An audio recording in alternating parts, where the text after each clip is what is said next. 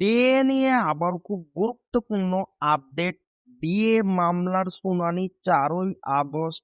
Supreme কোর্টে আসার আলো রাজ্য সরকারি কর্মীদের।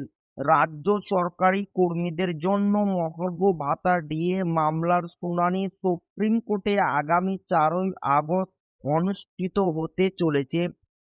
সুপ্রিম কোর্ট গ্রীষ্মকালীন ছুটির পর মামলার অগ্রিম তালিকা প্রকাশ করেছে, যেখানে ৬৯ নম্বরে রাজ্য সরকারি কর্মীদের ডিএ মামলাটি তালিকাভুক্ত করা হয়েছে। বিচারপতি সঞ্জয় কারোল এবং বিচারপতি সন্দীপ মেহতার বেঞ্চে এই মামলার শুনানি হবে বলে জানা গেছে। 4ই আগস্ট সকাল 11টা থেকে 11টা 30 মিনিটের মধ্যে মামলাটি শুনানির জন্য উঠতে পারে বলে কর্মীরা অনুমান করছেন, যা ডিএ প্রাপ্তির আশাকে আরো বাড়িয়ে তুলেছে।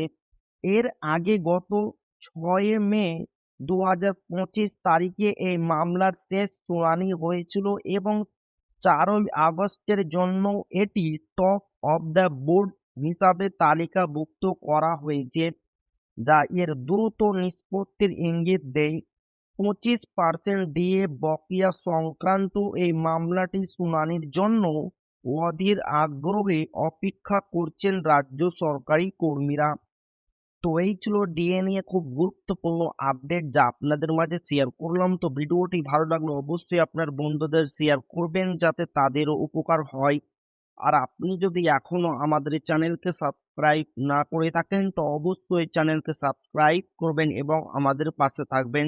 তো আবারও দেখা হবে ডিএ রিলেটেড খুব গুরুত্বপূর্ণ ভিডিওতে।